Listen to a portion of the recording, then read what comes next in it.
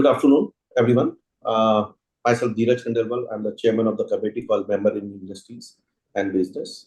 And this is the series to involve all the industry members into the webinar. And in this regards, as you know that the committee called Member in Industries is the largest committee. We have around 260,000 members in this committee. Because if you see it in India, in the ICI have around 425,000 members, world largest accounting body as of now. But if we see that, the member in industries, there may be around 160,000 people are there, and rest people are in the industry. So that's been, I can say that these are the largest committee mm, in the institute and catering to the member in industry and business. If we talk about member in industry and business, most of the people are in the jobs, whether it's accounting position or finance position or any other positions. And chartered accountants are reached to the top level. As of now, you can see Raghav Bhai, he's a CEO of the company, CEO of the company. Krishna is a CEO of the NBFC. Even Krishnan is also the CEO of the company. So you can see that people are reached to the top heights. They are not only just CFO. People are becoming a COO and CEO, and now it's a business owner also. I've seen that we organized one event, Startup Sphere. In the Startup Sphere, if we just recall that out of 110 unicorns, you might be surprised that 17 unicorns belong to the chartered accountant fraternity. So 17 unicorns, either co-founder or founder are the chartered accountants. That's an important aspect. So it's not only the IIT and IIMs taking the bus. So 20% now people are becoming entrepreneurs, and top of the top industry people are becoming chartered accountants are there. I have the database around 400 people. Till I know that they are the CEO of the companies, and that's why we to host a business leader events, business meets, where the CEO or CXO level people go to there. I'm just planning to be in the month of November itself, 30th November. That's how I'm doing it. So that's as a whole. And in this regard, to connect to the members, because sometimes most of the branch, regional council, every people are talking about the member in industries, member in practice. They having the seminars only in regard to the GST, tax, audit, accounting standards that we are talking about. But industry people, they are not connected, and we thought it let's have some topic which is connected to the industry people. And I believe that the mutual fund industries is the topic which is for all, for the practicing people also, for the industry people also. And I can say that largely people chartered accountants working in the capital markets, or themselves, whether not in the capital market, invest in the capital markets. And that's the important part. In the practicing chartered accountant also, they advise to the people in the wealth management to invest in the mutual funds. So I can say it's a relatable point. It's a very, I can say it's a very important topic for each and every people, though whomsoever chartered accountant are there in the practice as well as in the in the job. This is important topic. And market is increasing very high, making a new every time high. And mutual fund, domestic mutual fund are the leader in terms of the taking this hike to the stock market.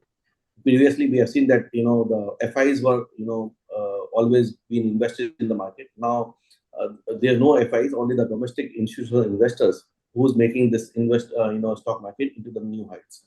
And we have the leaders over here, who's the business leaders over here. They will give you the perspective of the world of mutual funds, how the India markets, how the global markets are taking shape. That's the point. And another point is benefits of the asset allocations. That's also topic is there. How the asset allocation will be there, which again our mutual fund people Lagabai and other Krishna Bhai will take up this agenda. What way allocation to be there for the wealth creation, and how we can chartered accountant play important role in the industry going to there. Another is topic which we are having it cutting through the clutter of mutual funds. That's a very important topic, and where the Krishna Kanaya will, he's also CEO of the NBFC. He will take up this topic. So this is a very interesting topic, and I can say that one of the good moderator who's having 25 years of experience, period in 97, which I have also passed in the 97, the same year. By batchmate, I can say Ruchi Maisuri. She worked in the various banks, RBS, and other banks. So she's very elected members. He's also knowing very on the RPA blockchain technology tech CV, and currently for last 3 years she's working independently and looking forward a consultancy services, and also very good presence in the social media where she's creating a content on the literacy dive on the financial markets. So I welcome Ruchi Maisuri, going to take the lead to the all panelists, making questions related to your thought process. Even if she could not able to take up the question, you can ask the question, you can put up your question, and she will definitely take all of your question to the all three panelists. So welcome Ruchi for this particular follow. I'll introduce the another speaker, Raghav Iyengar, very smart in dashing, chartered accountant, who's the CEO of the company, 361 Asset, which is making a buzz, very new company making a across India buzz. Started his operation in the Gift City, also started new arena, because I was part of the Australian delegation in the and as well as the US also with the Gift City, where the Rajaraman is mentioning all the 360, one assets, even all of the people appreciating. So we are marketing gift markets, IFCA market into India. So we mentioned about you're one of the company. So that's why I remember the name 360 one assets. And I'm happy that we chartered accountant are heading this particular mutual fund. Before that, he was the part of the Axis Asset Management. So he have the vast experience of the more than 30 years. And I welcome CEO of the company, Mr. Raghav Iyengar. Welcome, sir. And another a speaker is Krishnan Ramchandran. He is having more than 30 years experience. He's currently is a COO and CFO of the Kotak Mahindra Asset Management Company, which is a renowned asset mutual funds in the India. And he worked in the various operations, whether it's a US GAAP or internal audit or nice accounting audit, everything. So he's a vast experience in the mutual fund industry from last 30 years. And I welcome Krishnan Ramchandranji for this particular panel discussion and topic. Another is very good friend of mine. I can say it's to take the liberty. It's again Krishna Kanaya. People know that the Krishna Kanaya name in the India in the book from the movie, but he is from the mutual fund industries, not from the movie. As a chartered accountant, as a cost accountant, having more than 25 years experience, and leading the team as a CEO of the company in the NBFC, Myra Asset Group. So Myra Asset Group known for the mutual fund. Of course, currently he's heading the NBFC, having the leading the more than 100 people team. So I welcome Krishna Kanaya for this webinar. I hope that people will enlighten with your thought process, and of course we have very gorgeous lady Ruchi, so she will take you all the questions, and welcome all of you, all the participants, to this particular webinar. So with this, I'll now hand over mic to the Ruchi myself. Thank you, David sir. It's really nice. And I think it's a surprise for me to know that we both are the same batchmates.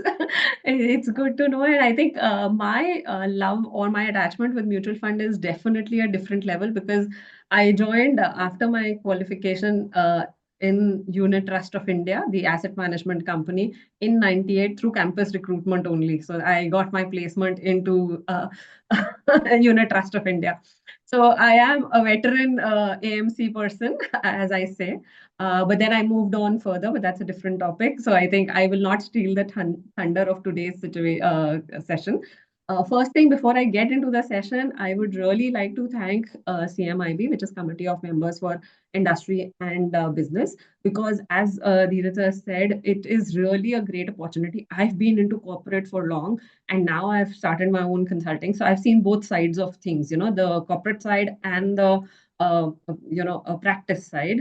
And when I was in corporate, I always thought that why was not something there that we could get attached to our alma mater, which is the CA Institute, because it is only because of the qualification that we have that we get the importance within the organizations or the roles that we play in.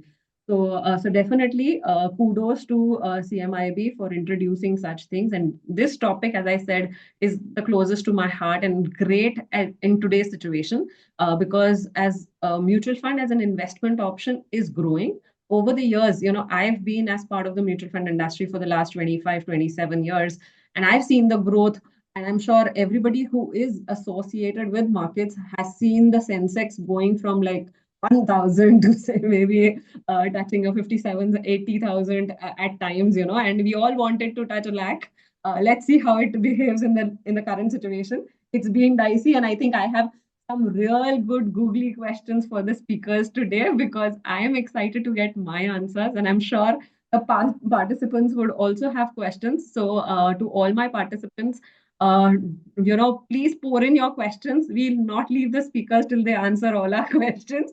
So we'll take each and every question today. And we were supposed to start with the first topic as introduction to mutual funds because that was the logical first sequence. But our speaker was Mr. Krishnan Ramachandran.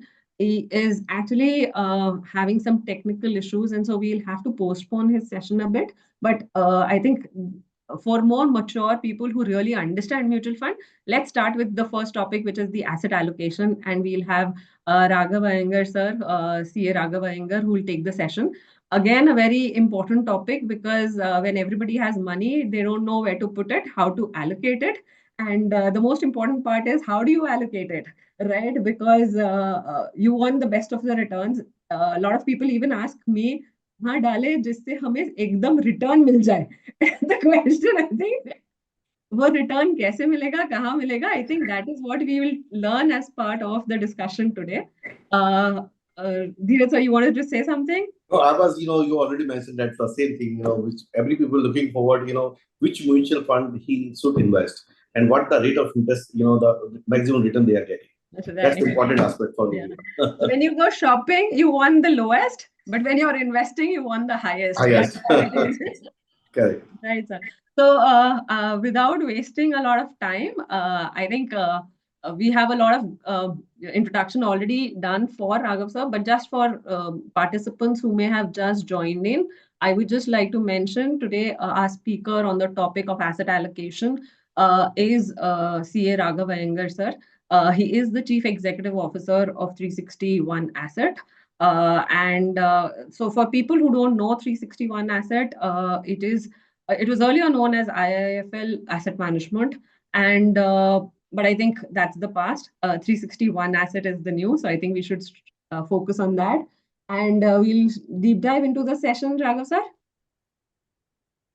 Sir, you're on mute. Yes, Ruchi, thank you so much. I think that was a very kind introduction. While I'm just, and I can share one thing with you, Ruchi, whether whatever happens today or no, I can tell you that we will see 1 lakh in our lifetime. Yes. Maybe my sense is, I hope you live much longer than that, but I think we will see 2 lakhs in our lifetime. Right time to invest then. And that'll be an interesting story to tell a lot of people because seeing an index at 1,000 where many of us have seen and it's gone up 80 times and people are yet disbelieving, and I'm telling you that it'll go to 100 times and I think it'll go to 200 times very soon. But the fun part is here. I think I must say that I was looking forward to really doing this presentation. Thank you so much, CMIB. I mean, it's as Ruchi pointed out. I mean, I've been in service now for all my working life, Ruchi. I've never had the experience of being a consultant. So I've just been in jobs all through my career. And, the one thing that strikes me between my colleagues in the chartered accountant field and in other professions, let's say an MBA or even a medical doctor, they seem to have a very, very strong affinity and association. And they make it an effort to sort of meet up every year, almost like an old boy really would say. Whereas in our CA world, for some reason, I think we are all very busy people. And I think I'm so happy that we're doing this together. And I really, Dheeraj, I'm very happy that you're doing so many initiatives. Please count us as one of them. At least whatever best I can do from my side, personally, professionally, I'm happy to contribute. Like Ruchi rightly pointed out, I am what I am because of my those two words next to my name, the CA. And I know how difficult it was to pass. So, and I'm sure many of us. So, I'm very happy to know that we are the largest association in the world, which is rightfully so, given the kind of lovely people that we have. So, coming to this, I mean, I'm going to spend the next 15 minutes on a slightly boring topic. I mean, it's not about returns. It's not about, but it's very, very personal to you, right? I think fundamentally, what is asset allocation? I mean, very simple. You have, let's say, a simple 100 rupees. You're just trying to put it into different assets, right? Assets are nothing but equity, obviously, which we know about. Equity can be direct you can either invest in stock markets directly, or you can put it via mutual funds. You can put in bank deposits, you can put in bonds, you can put in gold, you can put in real estate. These are all various asset allocation. And if you remember, it is nothing new. This has been done from a long, long period of time. If you go and ask your grandparents where did they put their money, most of the time they would have told you that we have money in houses, we have money in gold. There is some smart people in those days did buy some stocks, and I know I can count at least some of our parent generation did have some amount of equity. So it's something like having your eggs in various baskets, right? What it does is that do you do it for fun? No. I mean, there is a authentic research around this, and I'll take you through that. And if you have money well distributed, you can get a very good outcome as in return, but with much, much lower levels of risk, right? Now, interestingly, how do you get to this asset allocation? That is personal. That is because everybody's risk appetite and my risk appetite, maybe I have ability to take a lot of risk. My time horizon is very long. So I can put a lot of money, for example, into equity assets. Or obviously, if you read the paper today morning, crypto is the new baby, right? $25,000 and now $80,000.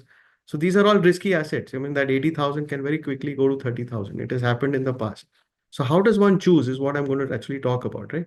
So now this is the interesting slide. I mean, this is if you pay attention to this one, most people think that my buying the right stock at the right time is what makes me rich, right? That's the normal common theme. Yeah, I went and bought XYZ stock, or I put in PQR mutual fund, or when right time it ala, and markets were down or markets were up, and that's what happened. But that's actually not correct.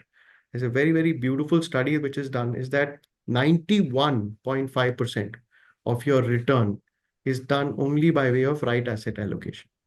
It has only 4%, or rather 5% is because of the security, what I bought today or what I didn't buy.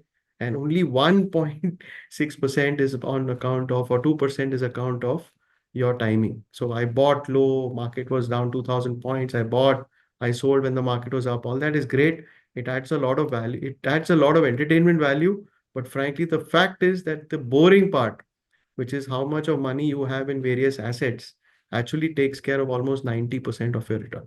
So going to Dheeraj's question, where do I invest? How do I invest?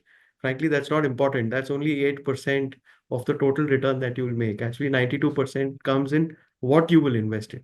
Now, let's just quickly look at what are the types of assets and what are the risks. So if the easiest asset is cash, right? If you just keep cash as cash or keep cash in your savings account, you'll make your 3-4%. It doesn't go up, it stays flat.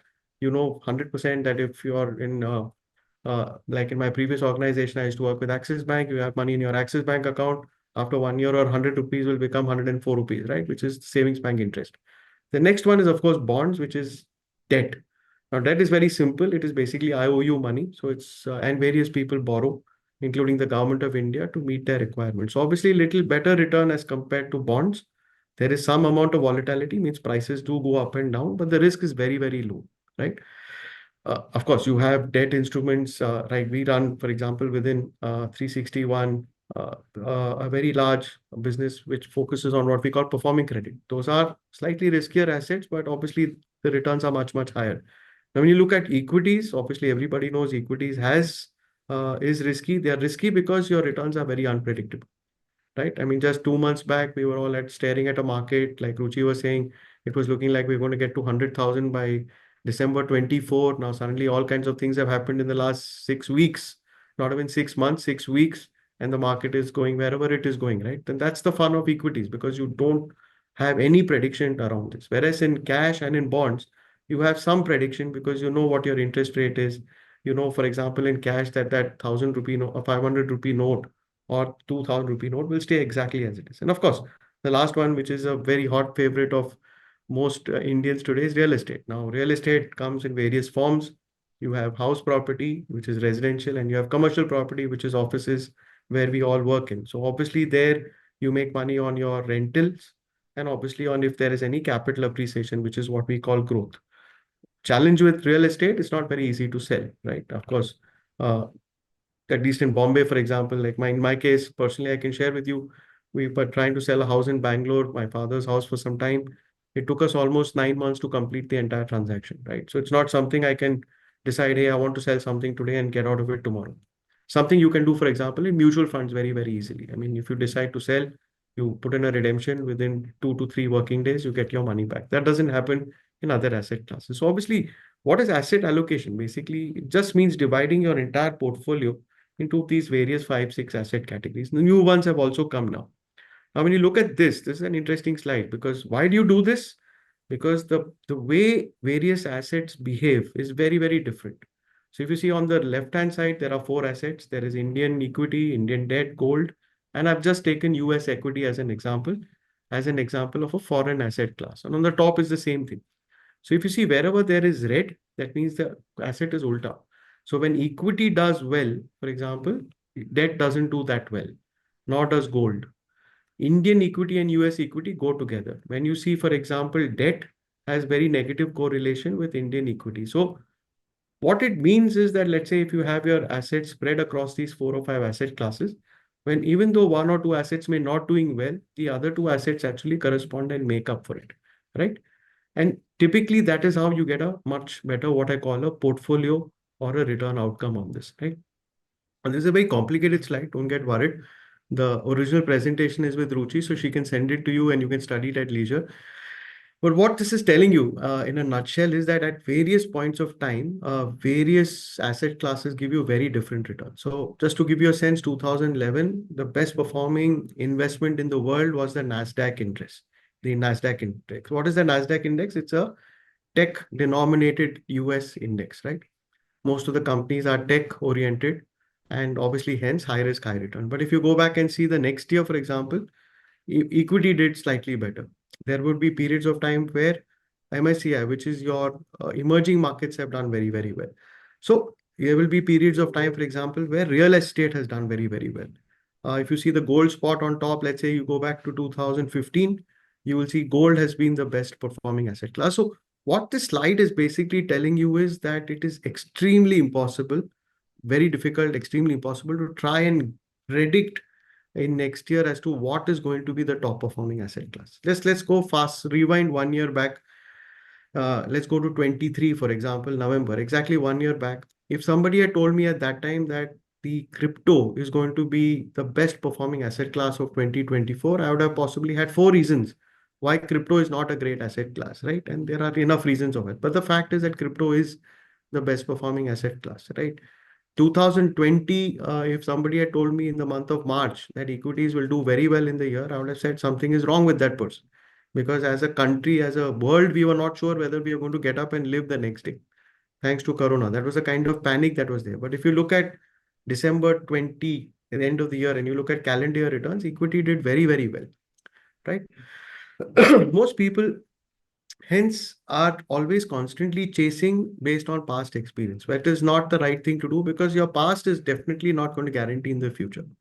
Just because crypto gave you a 3x, 3-time return in the year 2024 doesn't automatically make it give you it ensure it'll give you a return again, right? So some of the profiles, obviously, this is one way of doing it. I mean, obviously, risk and reward are completely different. The higher the risk, the higher the reward, that everybody knows. If somebody is very risk averse, which unfortunately most of us Indians were to a point of time, So our generation, all of us, when we passed out 25, 30 years back, first place we went and put money was in a bank. Second place we went and put money was life insurance.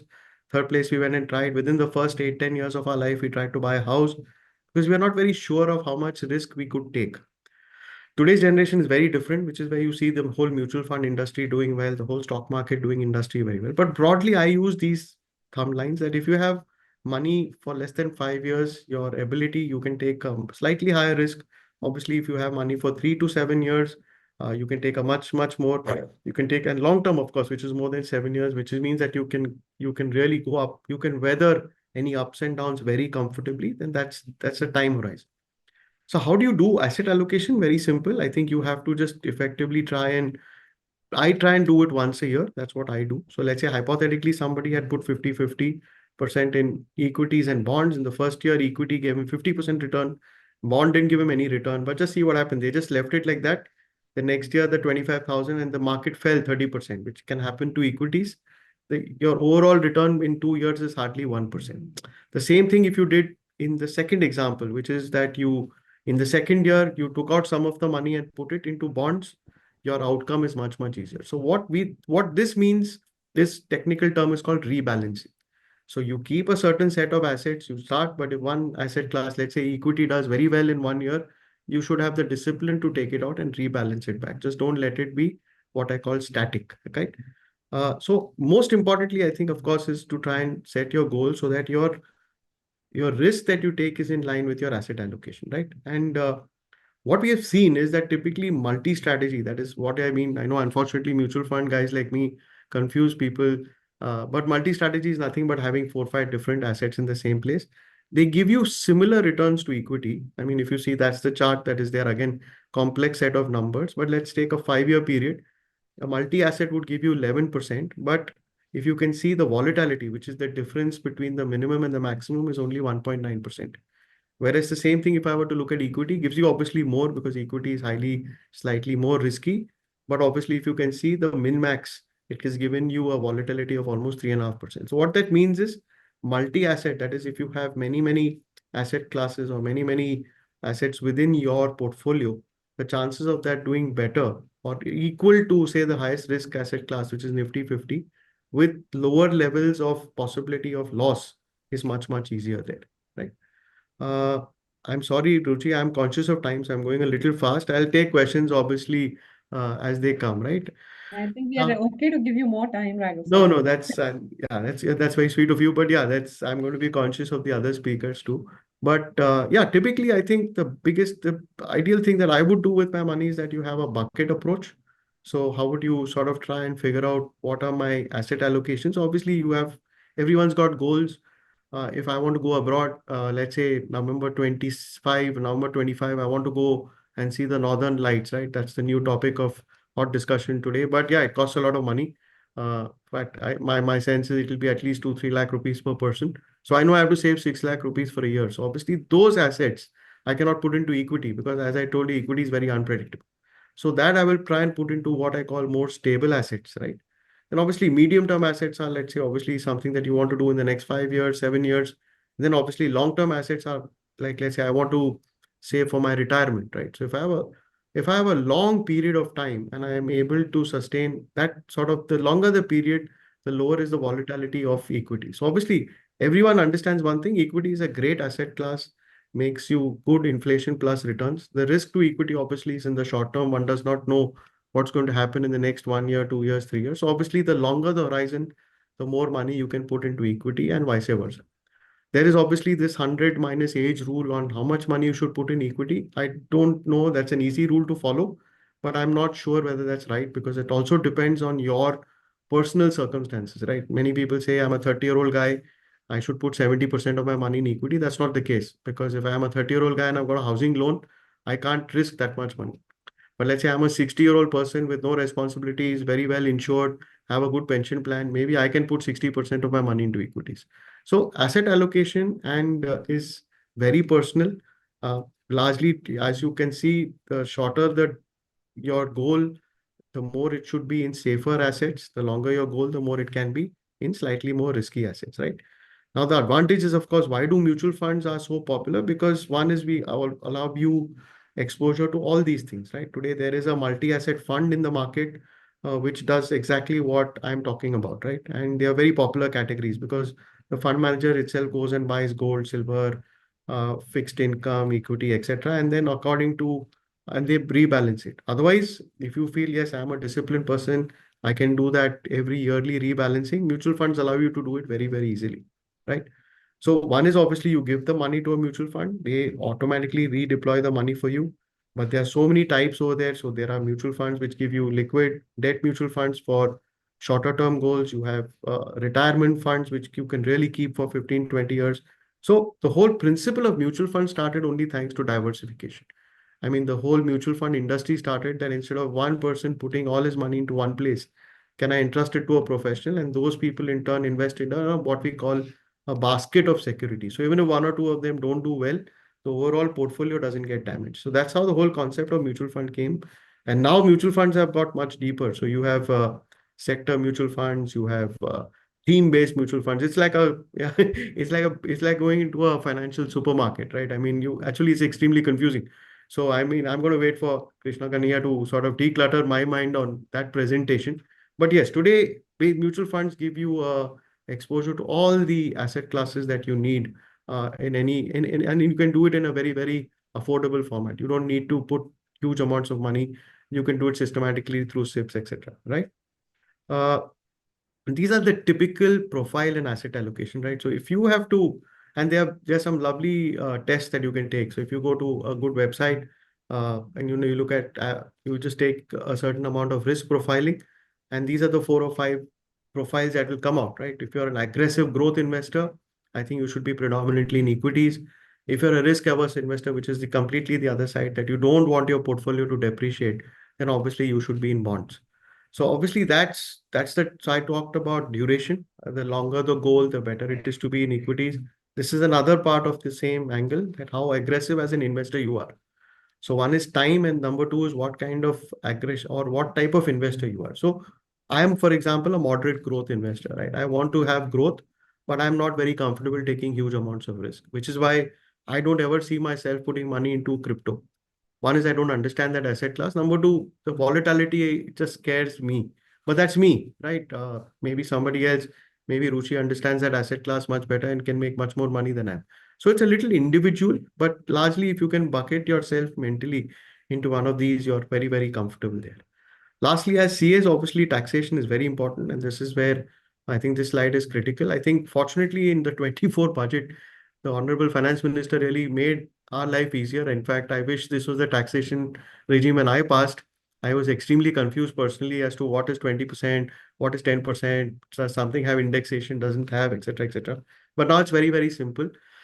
Any asset which has more than 65% in equities and mutual funds having more than 65% equity, flat 12.5% tax, you have to hold it for 1 year. Any asset class which has 36 to 65% in equity, again 12.5% tax, but you have to hold for 2 years. As you know, real estate has also become 2 years. Uh, I think obviously, unfortunately, bank deposits and interest-bearing interests yet continue to be at your slab rate. So I think the easier way to put money, so a multi-asset fund today, for example, has very, very good opportunities because as long as the fund has got 36-40% in equity, you are sorted in that sense. I mean, just to give you an example, we have a fund called the Balanced Hybrid Fund. It does a 50-50 fund. It just does equity and debt. And very simply, as you can see, so this is a fund I'm very personally fond of. That's why I put it up here. I put all my father's money into this. So it moves the asset up and down depending on the equity allocation. So in today's world, somebody asked me a question just before I came in, which fund would you put money? I'll put here because the equity valuations are a bit steep and I think one needs to be a bit careful. But Ruchi, I'm going to save that bit for your question answer right now, right? I'm sorry, I don't know if I went at Rajdhani speed, but I was conscious of time. Asset allocation is normally a topic which can take, in fact, people do courses on it. It's, as I said, it is 92% of your return actually comes through asset allocation. And I tried to cover 4 or 5 things on timing, on your risk appetite, on the longevity of investments, and the type of things that you can do. The things we can do in India in terms of asset allocation have increased a lot in the last, especially in the last couple of decades, since India has integrated more now. In fact, now you and I can even go and buy global stocks, which we could not do say 10 years back. But internationally, assets are come in various forms, sizes, shapes. It is also a bit confusing because the more the choice, the more confusion it is. But just keep one thing in your mind. If you have a diversified pool of assets, it gives you a very, very good investment outcome with much lower risk. I think that last part is very, very important. Right? Thank you again. Thank you again, CMIB. Thank you, Ruchi. Thank you, Dheeraj sir. And thank you to the team at ICI to allow me to give me this presentation. Thank you. Yeah, no, Raghu sir, I think it was fast. I agree, but it wasn't as fast that people wouldn't have actually understood it because the content was quite comprehensive, quite encompassing in terms of details, in terms of really understanding an asset, an example also was really nice. And actually, to know about your own personal investments was also another insider information, I would Thank say. you. So I think, yeah.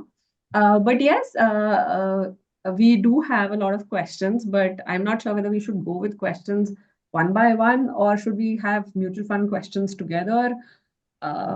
Okay, let me do one thing. Let me start with at least two questions because I can't hold back my own questions when I say when I talk about it. So you mentioned about the asset allocations and stuff, and you talked about rebalancing also in your statement, in your deliberation.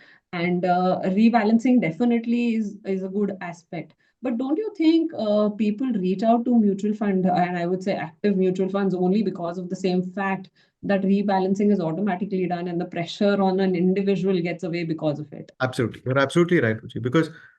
But I meant rebalancing as an asset class, Ruchi. So I can have two Okay. choices. I can put rebalancing. I can put my money, for example, into equity, debt, gold, silver, real estate, and all the other things, foreign investments today. I can create my own portfolio. Right now, when I'm doing that, I need to be conscious about excess returns in one plate and then sort of get it back. So let's say I start off in my life with a very simple one third, one third, one third example. Mhm. One third in equity, one third in debt, one third in gold. I'm taking real estate out because I consider real estate to be a bit of a consumption asset. I mean, it's something like the clothes we wear, it's the house we live is consumption. You can't just say, hey, my house is worth so much. You're not worth at all. That's if you have many houses, then yes, that's an investment, but one house is consumption. Now, let's say the equity does really well, like say what's happened in the last 3 years, and that 33 becomes say 100 rupees, and the other two don't go anywhere. Ideally, you should take some part of that and reallocate it to this allocation. That's what I meant. That's one way of doing it. The other way is that you put it into a multi-asset fund and allow the fund manager to do it, which is what you talked about, which is fine. Okay. So I get your point. So, but if it is individual asset allocation, as you said, like if I have 100 rupees and I put 30, 30, 30, 33 equally into different asset classes, then how do I know that it is time to rebalance? Because as you said, today I may try and rebalance it because equity is falling. But by the time I really shift on to a debt, equity starts moving and I again kind of lose out. It's very disciplined. Hence, you need to do that at least once in a year. Number two, you need to keep taxes in account. So let's say you rebalance debt, for example, you could lose some money in taxation because every time you get in and out, you pay that capital gains tax, which is quite high nowadays. But luckily, mutual funds and the other part is at 12 and a half, so that's not a problem.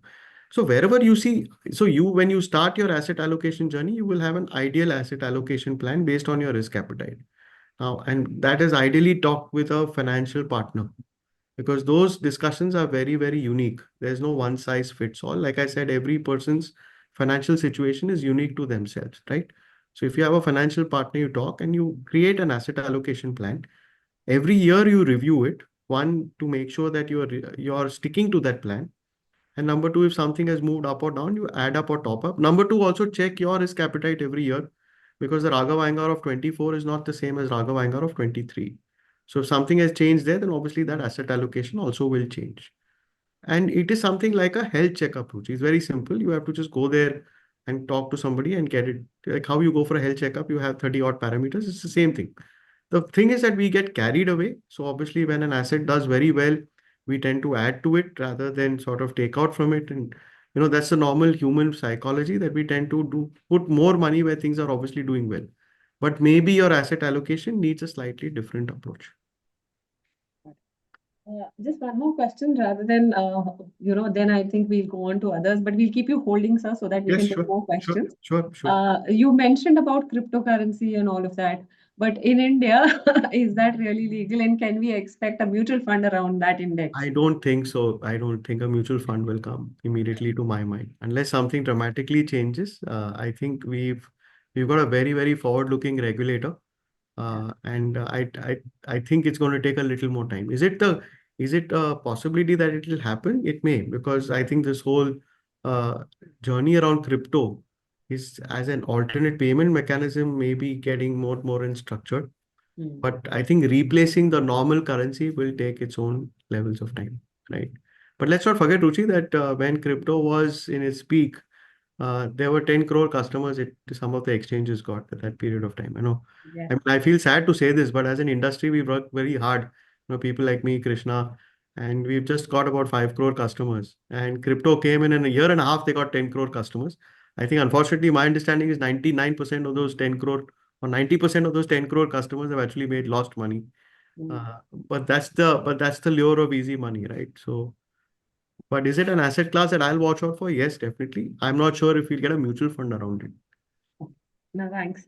Thank you very much, Raghu sir. And please be there with us because Sure. we have a lot of participant questions also. But we just, again, being cognizant of time and the other speakers, we'll just give them opportunity and we'll come back to you again. Thank you. Thank you so much. Uh, Ruchi. so we have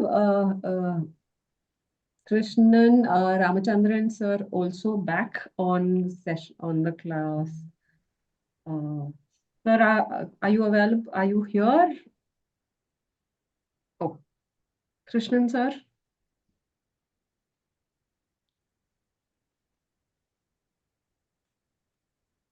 Okay, so I think we'll wait for Krishnan sir, but I think next we'll go ahead with CA Krishna Kanhaiya sir.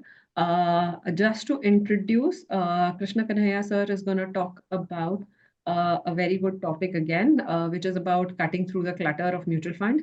And we've all gone through Diwali, so we've decluttered ourselves from our home perspective. But I think it's a very important topic to also understand around mutual funds. So CA Krishna Kanhaiya sir, as Dheeraj sir already introduced him, but I'll just do a quick round for the participants who've just joined in. So Krishna Kanhaiya sir is the CEO, Chief Executive Officer of Mirai Asset Group Company. He has been in this industry for over 25 years and with around 19 years of experience in the financial services. He earlier served as the Mirai Asset Investment Manager CFO and now is the CEO. He is a chartered accountant, cost accountant, and has worked in various fields of finance, HR, IT, admin before he really got to this space. And I think that's the beauty of being a chartered accountant, that you can work across all fields and areas and still lead and be the head of the organization. So handing over to you, Krishna Kanhaiya sir, for your deliberation, and then we'll take on the questions. Thanks, Ruchi. Thanks, Dheeraj sir, for this opportunity.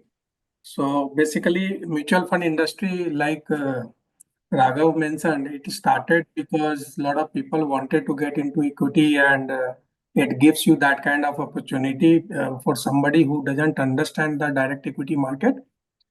So basic idea of mutual fund was to simplify equity investment, but over a period of time, I think there is a bit of complications because of lot many schemes, lot many types of schemes.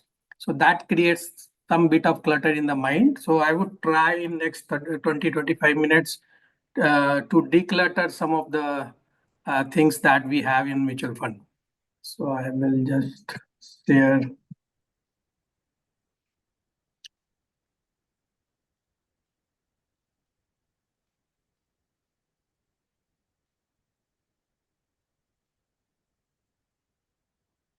So most of you would have come across this ad somewhere on the hoardings or your TV. I think this is one campaign that Amphi has run, and this particular campaign has helped the industry in growing the AUM. This is the single largest campaign that has been responsible, I would say, in creating the awareness about the mutual fund in India. And this is what it has resulted into. If you see the growth of the industry in last couple of years only. Say December 21, it was what 38 lakh crores, and now it is 67 lakh crores. Huge. I think the kind of expansion we have seen in last 3-4 years, unprecedented, and this is continuing. This is the result of money moving from traditional assets to investment savvy avenues. So like Raghav mentioned, there are fixed deposit, savings bank account, equity mutual funds or equities. There are bonds, different types of asset classes. If you see 2014, fixed deposit had 33% share, right? And now that has moved to 23%. So 10% down in 10 years. This is the biggest, difference in last 10 years. Savings bank account from 21% to 17%. Where is this going then? Look at equity, it was 7% in 2014. Now it is 12%, so 5% increase. Insurance also has come down from 23% to 21%. Mutual fund from 5% to 11%. This is where the money is going now. And that is why mutual fund industry AUM is going. Yes, there is a bit of appreciation also, the market linked appreciation, but the actual investment also has been growing. Now, what does the industry has to offer? So there are various types of schemes. So I would say if you look at equity mutual funds, there are majorly this type of schemes. So large cap funds investing into mostly large cap stocks. Mid cap fund would invest mostly into mid cap stocks. Then there is small cap funds, multi cap funds. Multi cap funds will invest across the market capitalization. Then there are thematic funds on theme based. It can be, say, a value fund, a healthcare fund, banking fund. Then there are value funds, focused funds. ELSS is nothing but a tax saver fund. And there is a large and mid cap fund. There are other categories also, but broadly, when it comes to equity mutual fund, these are some of the schemes that you will find. And thanks to SEBI for standardizing the schemes in last couple of years. So you will find all these kind of schemes with most of the mutual funds. Total number of schemes are 499 as on September 30, 2024. If you look at debt funds, there are short-term funds and there are long-term funds, depending on your horizon and the asset that they hold. Under short-term fund, there is overnight fund that invests into overnight instruments. Liquid funds will typically invest for around 30 days. So based on your time horizon, you can choose the funds. Ultra short duration fund would be around 3 to 6 months. Money market would be around 9 months. Low duration again would be around a year. So based on your appetite, based on your duration of investment, you can choose a particular fund. Under long-term funds, you will find short duration fund, banking and PSU debt fund, where investment will be only in banking and PSU related debts. Dynamic bond fund, where the fund manager has the liberty to actually, choose the period that they want to invest for. Corporate bond fund will invest into corporate bonds, and then there is a debt index fund. Total 444 funds available in the market from various mutual fund houses. And this is what actually makes it complicated. I'll come back later on this. The third category is a hybrid fund, which is a combination of multiple asset classes. So under hybrid fund, you have equity savings fund, which is slightly less riskier because here, though the equity portion would be 65, but most of it will be through arbitrage fund. Balance advantage fund will have debt and equity. Arbitrage fund is a pure arbitrage in cash market and future market. So mostly you will say not very risky, but the returns would also be less.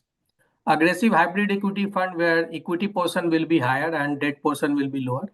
And then the multi-asset allocation, which is the darling of the fund these days. All kind of assets like gold, silver, equity, debt, you will find here. So if you don't understand anything and you don't know when to invest in which asset class, it is better to get into a multi-asset allocation where the fund manager will decide on your behalf that, okay, this is the time where they should allocate more on equity, or they should go down from the equity and increase the level in gold fund. So this asset allocation will be done by the fund manager. So if you don't know anything, better to go for multi-asset allocation.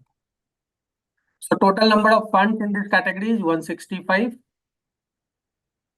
Now, passive funds, again, there are a few types of passive funds. Exchange traded fund is nothing but ETFs. So these days you will find a lot of ETFs in the market on various indices.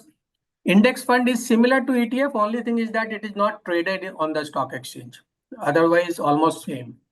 Domestic fund of fund is a fund which will invest into further, domestic funds. So, like for example, there is mid-asset equity allocator fund of funds. So it invests into 3-4 different ETFs of domestic market. Then there are international funds which invest into international market. Total 509 funds in this category. So very difficult actually to choose which one is good for you, which one is should you opt for. So this is what is the question, which scheme to select, right? It's a big question and everybody is confused. So if you are confused, please don't mind, because lot of people are confused. Return generation is worrying you, it worries me also. And risk associated with is normally forgotten. So all these things are happening with you, don't worry. What we need to do is just change the focus. Just change the focus. And what is that? What makes you grow your money? Normally people think it's return, but is it return or time? So if you look at this formula, this is a simple formula. Everybody knows that A equals to P into 1 plus R divided by N and to the power NT, right? Where R is the rate of return. We all focus here. How much, kitna degi? ये fund kitna dega? Lot of people ask, best fund कौन सा है? सबसे अच्छा return किस में आएगा? But don't ask all these questions, because R is not that important. Important is NT, which is the number of years that you invest for. This is where we should focus and not on R, because R is not in your control. R will keep varying. This year it is 8%, next year it can be minus 2%.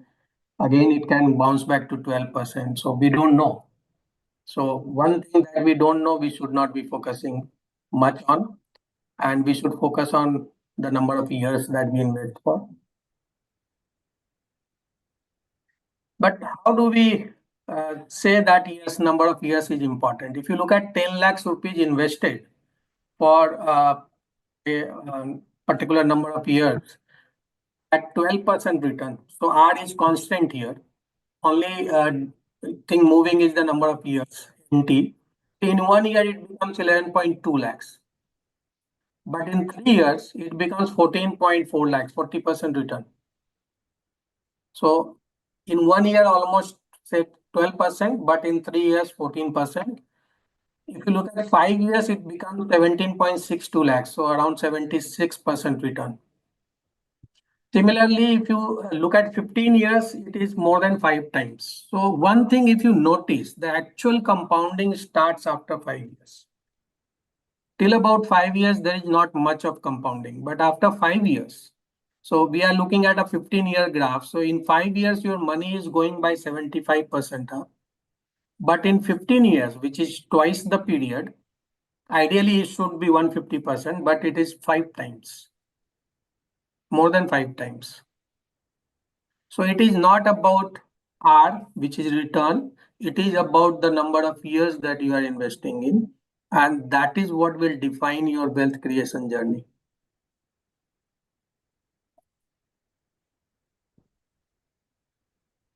Because you see, investing is important, but giving time is even more important. And that is why we need to focus on giving time to your investment. It's a very simple line. Everybody would have heard this somewhere. Don't time the market, give time to the market. Very simple thing, but very difficult to practice. But we need to practice. Now look at this chart. This chart is showing a Nifty 50 index return for last around 20 years, January 2005 to September 2024. If you just miss 10 best days, means the days when the Nifty 50 was very high, the best of the 10 days in last 20 years.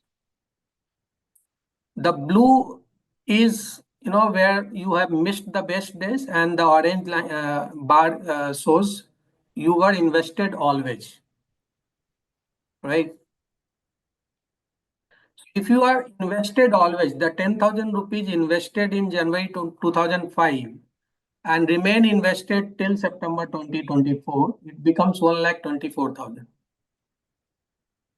But if you miss only 10 best days in 20 years, your money is 58,673. So the return goes down by 47%. Look at the other chart, which is missing the worst days. So there are 10 days when the Nifty 50 went down the most. Again, the last 20 years, if you missed 10 worst days, your 10,000 instead of 1,89,000, if you remain invested, again, the orange bar is you remain invested always. It would have been 1,24,000. But if you miss those 10 worst days, it is 1,89,000. So that means if you miss 10 days, your return goes up by 52%. Very interesting, right? And it looks very easy that, okay, let's miss these 10 worst days and participate in those 10 best days. But this is very unpredictable, and worst days and best days, nobody knows. Remember 2020, March 2020 market fell down. In June, when everybody was locked down, people were dying, and it's not about India, it's about the world. And the market just started going up. I bet if one person comes and says that in June 2020, the person had predicted that the market will reverse. I will do whatever that person wants me to do. Not a single person. But it happened, right? And it has not happened just in June 2020. There are so many days. Now, how it is difficult to find those worst days and best days? These are 10 best days and 10 worst days in last 20 years. Again, Nifty 50. Look at the chart. So most of the time you will find the best days are between two worst days. 15th June 2006, the market was up 6.3%. Sorry, May 2006, it was down 6.7%. 1 month after, 6.3% up. Then again down 8.7% in January 2008. So similar. So if you see, how do you predict whether the market is going to go up or market is going to go down? Nobody can do that. So something that you can't predict, let's not worry about that. The best days are, and you can see that the best days were during the most volatile times. If you look at October 2008, very volatile period, 6.6% down, then 6.4% up, again down, 5.9% in October itself, then October 24, 12.2% down. Then again bounced back 6.3%, then 7% in the same month of October. It's really impossible for anybody to predict the market. So if somebody comes on TV and tells you what is going to happen in next 1 month, 2 months, just shut down the TV. Nobody knows. Then what do we do? Because knowing the best and worst day is not possible. So best thing is to do is staying invested and giving time is important. Something that you can't control, let's not try to control. What is in your control? How long you can remain invested? That is in your control. So just to stay invested. Now, we all know there are so many types of funds. I have shown some slides that on equity side, how many types of funds, then there are 400, 500 funds in the market. Then how do we, which one will give better return? Very difficult, so stop chasing returns. Again, nobody knows which fund will do better. Sorry, this slide is duplication. I think Raghav has already shown this. This is 2010 to 2023 returns on various asset class. If you look at 2010, small cap was the winner, 16.69% return. But the next year it went down at the bottom. Then again came back in 2012. Similarly, went down again in 2013. This is the chart of small cap over the last, say, 13, 14 years. Now, in this, how do somebody, predict that which asset will do well next year? Nobody. It's not about only small cap. You look at large cap, you look at real estate, you look at corporate bond. It's different colored, so you can find it's all over. Not a single asset which is like this, okay, every year doing well or not doing well. If you see divergence basically is between the best performing fund in that category and the average return of that category. So I have considered here a return for flexi cap category, right, where fund manager is investing into all the market cap stocks. If you are investing for say 6 months, the maximum return of that category is 31%, but the average is 22%, a huge divergence. If it is 1 year, 63 and 42, again, huge divergence. But if you are invested for 15 years, look at the divergence, just 2%, 14 and 16. So the longer the duration, this divergence will be lower, and then the question of which fund to invest in disappear almost. So first thing first is to start investing. So what is important is goal. You need to have a goal. I know a lot of people who don't know why they are investing.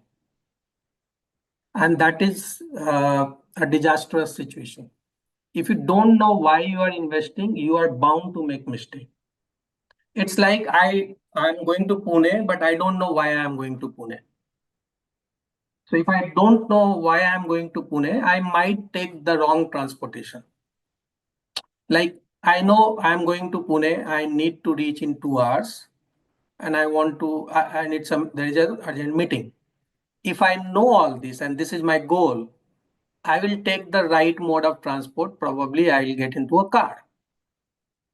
If I don't know this, maybe I'll start walking, I'll take a cycle, ride a bus, but ultimately I will not be able to make it to Pune in time because I didn't know the goal. So knowing your goal is very important. Otherwise, you are bound to make mistakes and take wrong decisions in your investments. So what are the goals? There are short-term goals, there are medium-term goals, there are long-term goals. Short-term goals are your essential requirement, basically. Say, near-term education fee for your child, something like that, or maybe some home repair, like that. Medium-term goals are lifestyle needs. So it can be upgrading your home, it can be buying a car, something like that. Long-term goals are luxury aspirations and ultimately legacy or philanthropic goals. So when you know what are your goals, you know the duration, you know your risk, and accordingly then you invest. Then chances of you achieving your goal is much, much higher. What the goal-based investing does is it brings in financial discipline, which is very important. Otherwise, you will just keep on investing, not knowing why you are investing. Then you will not know why you are redeeming also. A lot of time people ask, they call me like in today's time, every day I get at least 2-3 calls. Should I redeem? Because market is at all-time high. Should I redeem? And my only question to him is, do you need money? If you need money, why are you asking me? Don't ask, just go and redeem. Means if you have achieved your goal for what you were investing in, just redeem. If not, don't think about redemption because you don't know where the market is going. It basically allows you to pick the correct product because if you know you are investing for your retirement, which is say 20 years from here, that means you can probably get into a more riskier asset, which is say equity. But you have invested in fixed deposit, for example. Very difficult to reach to your goal at that 6.5% return. Or then you have to invest much more than what you need to. Similarly, if suppose you have a goal which is say just 2 years from here, your son or daughter's education, and you have invested into small cap, chances are that your money will erode and you will not be able to meet your goal because in 2 years time a small cap fund can give you a negative return and your money will go in minus. It allows you portfolio diversification. So based on the goal, because you are investing into different classes, different types of scripts, so it basically builds a portfolio which is that diversified portfolio, and ultimately it brings in financial freedom. And this is what is the ultimate goal of all the investors. So basically, how do we invest for your goals? First thing first, list down your financial goals. What are your goals? Classify your goals as per the time horizon because the same goal might have the different time horizon because a young couple might have a goal which is child's education, which is 10 years from here on. Somebody might be needing that child education goal to be completed in next 5 years. So you have to define the time also. Quantify the future value of the goal. This is very important. Get your risk profiling done. This is very, very critical because like Raghav mentioned, everybody has a different risk profile. My risk profile, your risk profile are different. So if I start investing as per what you are investing or somebody else is investing, it is not going to help me. Then allocate and create the goal specific portfolio. So each investment you should tag to your goal. Then what happens is you will be able to actually see how your goal is progressing over a period of time. Then monitor investment periodically and your rebalancing should happen periodically. I think Raghav has talked about this at length, so I will not take much time on this. $1 million question, when do you redeem? Everybody asks. When you reached your goal. Very simple. There is no complication in this. Very simple answer. When you reach your goal, redeem. Till that time, don't think about redemption. I will now touch upon some aspects on risk. So when we start investing, we all are focused on return and return generation process. How do we get more return? Everybody, and it's not about people who don't understand the financial market or the stock market, I speak to a lot of highly educated people, and they simply ask which fund is giving you the best return. Tell me one best return fund. But there is no single fund which is best for everybody. अगर ऐसा होता तो इतने fund नहीं होते फिर. So as we mature, we realize it is a risk mitigation process. So investing is not a return generation process, it is a risk mitigation process. Because in long term, if you take care of the risk, your return will come. Automatically come. So what you need to do is only mitigate the risk, and then the return will follow. So there is a risk in investing. Everybody knows, people say that, especially in equity, huge risk. But there is a bigger risk in not investing. So if you are still thinking, if you are still on the sideline, I think you are carrying bigger risk than risk in investing. So thank you so much.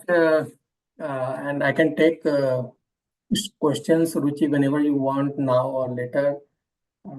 But thanks again, Dheeraj sir, for giving this opportunity. And this committee actually keeps us engaged because we are into service, not into practice. And tell me whenever you need me, I'm ready to contribute and make us part of the institute more. I'm not a big fan of awards, but I just would like to reiterate here. A couple of years back, the Institute had awarded me, and that day, so far, I think was one of the most happiest day, because when the institute where you study, they recognize your work, nothing more satisfying than that. So thank you so much again to the institute, and thanks, Ruchi. No, Krishna Kanaya sir, I think great information, and I think very well put in an order, which I think a lot of points that you mentioned are the questions that all investors have, whether they are CAs or they're non-CAs. Everybody has the same question, as you said. Everybody is just running after returns, but I think nobody realizes that it's not about the return, but it's about how long have you stayed. And I think we had a question, but I think you answered that question, because one of the questions that we got as part of the participants was that how long normally should you stay to be getting returns. So I think you have already captured that a minimum of 5 years is something that you said. Sorry. Remain invested for your life. When you need money, then you redeem. No. I got that answer, but I'm saying like a lot of people say that if I put in today, when can I remove? So the point is, one first thing, as I understood from your conversation, one is you should have a goal in mind, and you should invest for the goal. Once you reach your goal, then you kind of take it off, you redeem and don't leave your money there. But the second time is also that your goal, if it is a goal which is a midterm or a long-term goal, then you should not get worried if the market is going up or down. You at least stay invested, and as you said, the returns only start showing as beyond 5 years, as you said.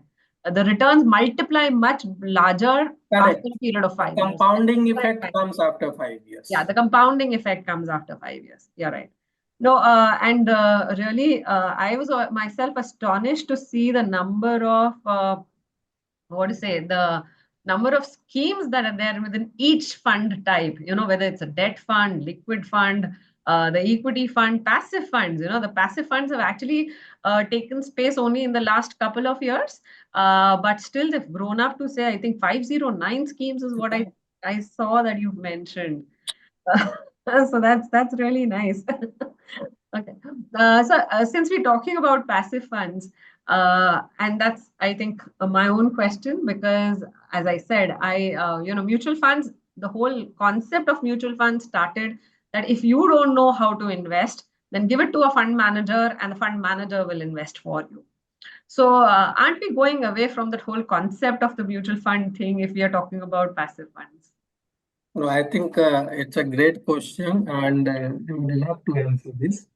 So thumb rule is, when you know where to invest, you understand the stock market properly, nothing beats investing direct equity. You should be in direct equity. If you don't have that acumen of identifying the equities, then you identify a fund manager. Right. Right? You have to identify a fund manager who can do better for you. Some people say, okay, there are so many fund managers, so many schemes. I don't know who will do better. And I don't have acumen of identifying a fund manager also. Come to passive fund, because that will be run on the benchmark. The second reason why diversion from active fund to passive fund, as the market matures, and India equity market is also maturing, you will see the alpha going down. So the fund manager's capability of generating alpha means generating more returns than the market. So, for example, a large cap fund manager, why I will go to a fund manager? Because I am expecting he should give me more than Nifty 50, right? But that capacity slowly and steadily it starts going down as the market starts maturing. And that is where then the passive funds comes. That if fund manager is not able to beat the benchmark, then what do? It's better to be on the passive side, right? Second thing, and this is what I have learned at Mira Asset. A lot of people know it as passive fund, but these are not passive. They are very active. Okay.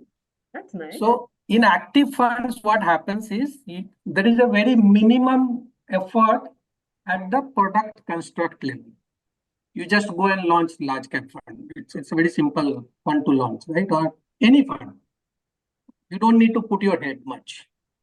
Category is already there. You just go and launch the fund. There is a lot of active fund management later on. Day-to-day basis, you are actively managing. When we talk about ETFs, there is a lot of work goes into construct of the fund, right? And then once you launch the fund, then there is no active management. Okay. But it is active. Like for example, Nifty 50. So Nifty 50 ETF. Every quarter or whatever period that NSE has decided, they keep changing the constituent stocks, right? A Nifty 50 constituent of 50 stocks 10 years earlier and today are not same. It keeps changing. Only thing is that not a human being is deciding that which stock should come in and which stock should go out. It's a rule based in and out, correct? So there is a lot of activeness in passive funds. So it's not completely passive. No, you're perfectly right, and I think that's an important point to make because investors should not think that my money is just lying passive. Right? No. It is still It's running very active. It is very okay. So just a quick question. In today's time, where there's so much financial knowledge which is floating around, whether it is in way of the financial influencers or Insta Reel or anybody that is giving you, information, then how do you kind of know where to invest and how to invest? So I understand your principles of goals, but again, with the goal also in mind, you would have variety of schemes, as you said, right? So how do you choose that? So I tell you a story. 1 year back, my wife developed knee pain. Okay. And we all knew what it is, right? A simple X-ray can tell you what it is. But instead of going to the doctor, she was on Facebook and Instagram and all sorts of places. And once you search knee pain से ज्यादा ये आपके पीछे पड़ते हैं फिर, ठीक है? Everywhere you will see knee pain and the solutions for knee pain. For 6 months, she tried everything. I'm not saying everything was bogus. But please understand, it's not one solution fit all kind of a scenario, right? And then after 6 months, she said, okay, nothing is working. Let's go to the doctor.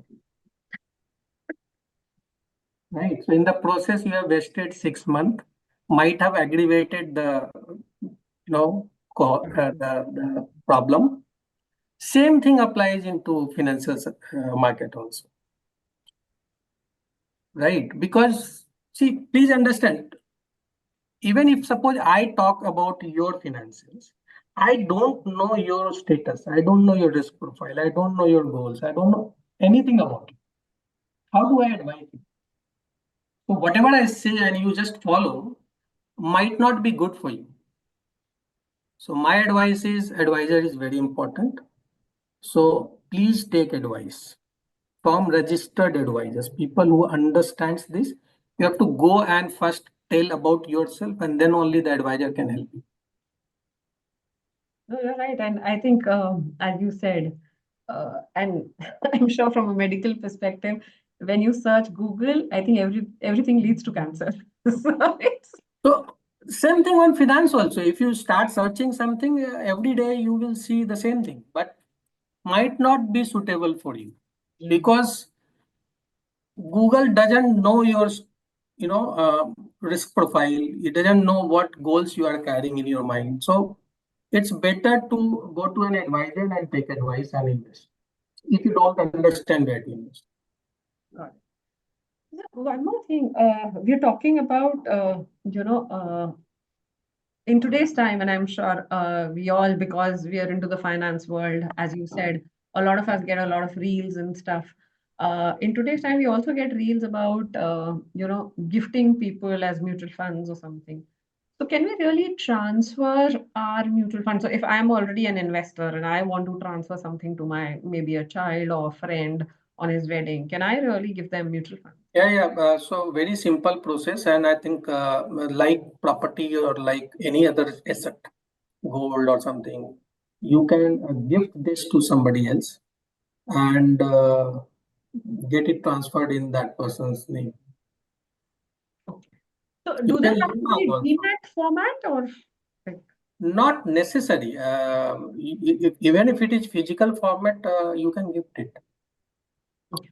The thing is that you have to approach the R&D and or the AMC, respective AMC, to get it transferred in uh, the other person's name. The other person's name? Okay. So thanks. But the Seems taxations good. would apply as per the gift taxation. Okay. So that definitely will remain, sir. I think we can't evade the tax I law. think Raghav wants to add something. Raghav? No? Okay. Welcome back, Raghav sir. I was just going to ask you because I was here all the time. I was just in the background. yes. So we've got some more questions for you actually, because I held them back earlier. So we got the questions earlier, but because of time and we wanted to give Krishna Kanaya sir his time on presentation, so we kept them back. So I'll just going to pick those questions.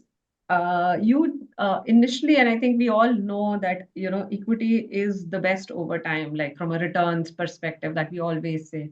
Then how justified is it to really even bother to really do a reallocation or anything or an asset allocation? And I think I can ask this question to both of you from your view. Then should equity not be the only primary investment that we all do? It's very, it's very interesting, Ruchi, you asking me this question. But just do a flashback 8 years back, and the markets were doing nothing for 4 years. I think the question was, why do I need equity in my portfolio at that point of time? So I think one thing that all participants in this call must understand is that we suffer from, as human beings, something called recency bias. So obviously the last 4 years have been absolutely spectacular. The numbers are there.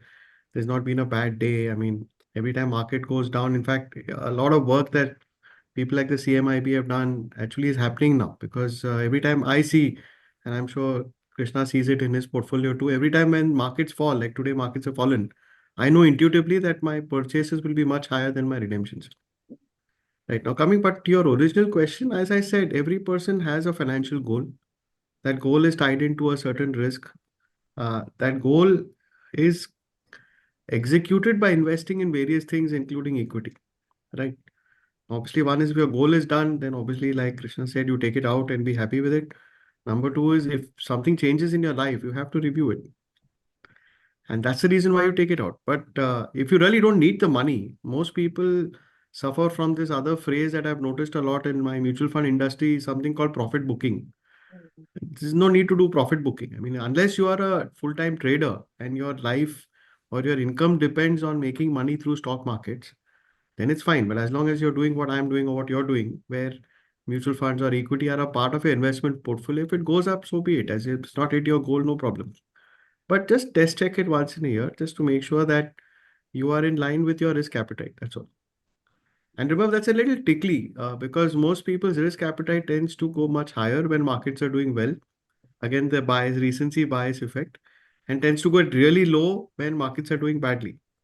It's not a question of economics, it's a question of psychology, actually. So that's where having a financial partner helps a bit. And I think CAs are uniquely positioned to be those partners because they have the complete intricate knowledge of what a client's financial position is. Because one is they're obviously their tax consultants. Number two, I think CAs are in some sense, to put it very nicely, a bit of a financial doctor. My wife will listen to my CA more than she listens to me, for example. So that's the power CAs have, right? And if you can use that to some good extent, that'll be fabulous. That's the reverse for you.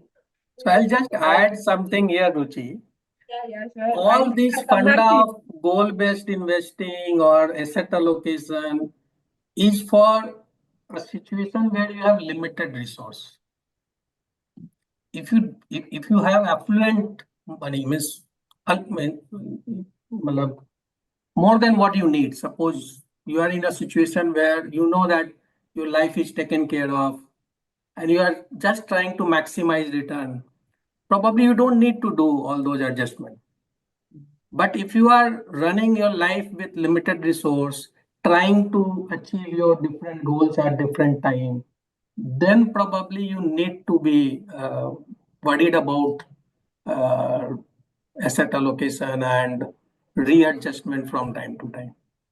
Because like Raghav mentioned, 4 years of equity not doing well, then your goal will be at a very distant. So for that, you need to be doing those adjustments. But Krishna, I can share one interesting thing, data point. The richer you get, the more worried you are about capital depreciation. I see that a So lot. I see that a lot with my HNI clients. Mine HNI clients, as in, I'm part of 361. We run a very large ultra high net worth franchise here, maybe the largest in the country. And the demand for capital protection is actually higher the more your assets grow up. So it's a bit contra to what you're saying, but yeah, I agree. no, depending on the person's Yeah, it's absolutely, you're right. outlook, I like mean, you mentioned going and that. talking to that gentleman about asset allocation, somebody who's worth $10 million is not relevant in today's context. You're right. That's correct. I think, and I'm going to put the same question to both of you, Krishna sir also. And I think since you brought this point earlier, I just wanted to know that my perspective was that when the markets actually, you know, jittery, I would say, when you don't know the direction of the market, really, is it downward completely? Is it still going to touch below, or is it going to return? I thought mutual fund SIPs or redemptions would come the maximum at that point in time. And how do you respond to it, or what would be your advice to people who looking for redemptions or stopping SIPs at that point in time? Both your views. I don't know. I think it's actually the most contra time to sort of do that. And I think one thing which has happened today for all the financial education that's happened, and that I must compliment people like you and the entire social media space, is that I think Indian investors have become very smart today. So I don't think, even if let's say there's a huge market crash, and unless it's economically required, uh, now this is the important part. Like COVID, if you didn't have money, obviously you're not going to be able to fund your SIPs. But if it's not economically required, I think people may not invest further. But I think what is there will continue for a period of time, because now there is empirical evidence as to how equities have done over the last 10 years, 20 years. And I think Krishna showed some very interesting slides as to what happens to your money in that period of time. And SIPs, in fact, in a period where markets are going nowhere, actually is very good, Ruchi, because you're getting more units. Or when markets are falling, you're actually getting more units. So when actually you're going down, markets are going down or going nowhere, I would urge people to actually increase their investments. In fact, when markets are going up the way they are today, they should take some out and go on a holiday or buy something, or like Krishna said, do up your flat and do all those nice things that you wanted to do. don't do that. Don't be a stingy person when you're feeling happy. I mean, money, you're making money so that you can spend it, right? But obviously, please do the reverse when things are not looking good in terms of the portfolio. Obviously, there are reasons why a market falls. If those reasons are you feel are very, very dynamite, like there's something very, very unnatural happening. Like COVID was a classic case, right? For that 1 month, frankly, people say, I wish I had invested, but at that point of time, we didn't know if you're going to get up the next day. So obviously, at that point of time, somebody had to have a huge amount of courage, or to just come in and just be invested. But I think people will stay invested. My view is that I don't think they'll take it out. I think reverse is happening now. I think every time it falls, I think we see more flows coming in. So in fact, this is the behavioral change we have seen in last, I think, Yes. post-COVID. Pre-COVID, if you see 2008 crisis or Yes. later on that kind of crisis, whenever market used to fall, SIP stoppages, redemptions, this is what we used to get. But post-COVID, this is a role reversal, the behavioral change in the investors. I think a lot of education also has gone into.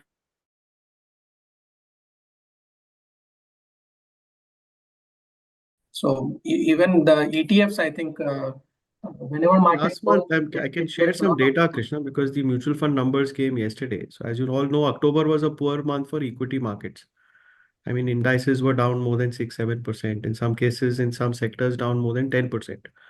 But we've had our best month in terms of inflows as an industry in the entire 2024. And this is without having any major NFOs, because normally when NFOs come, you get a little bit of extra money because there's a huge amount of effort that happens in that 10 days period. This is a low NFO month compared to other months in the market, but the flows are very, very high. And interestingly, across all assets. So, like you mentioned, all the options that you had, ETFs got huge flow, large cap funds got flow, small cap funds got flow. There's not one particular sector or scheme which got a lot of money. So I think that's a tribute to the kind of financial education and more importantly to the confidence of the Indian investor in his or her own market today, which I think was missing maybe 10-15 years back, where we were very guided by what is happening as to how the so-called foreign investors were thinking and we would follow them blindly. Today, there's a complete reversal of that. So last month has been absolutely tale of two cities. You had one side, FIS pulling out almost 100,000 crores, possibly the worst month in Indian capital markets history. And on the other side, you had possibly amongst the best months for Indian domestic investors.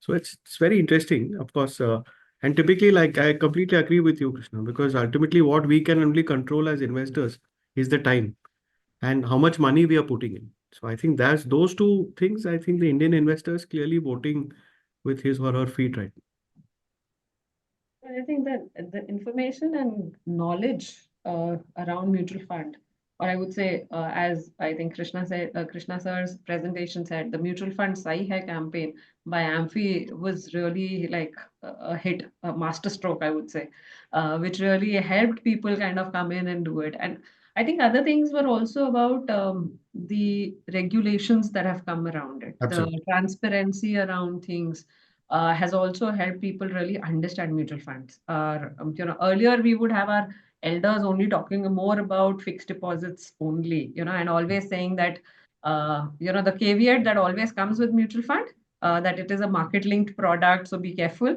I think that was more focused upon as compared to really the investment. But over the years, I think people have understood, and I think that's what asset allocation or diversification helps us, right? In terms of being across equity, debt, gold, and other asset classes.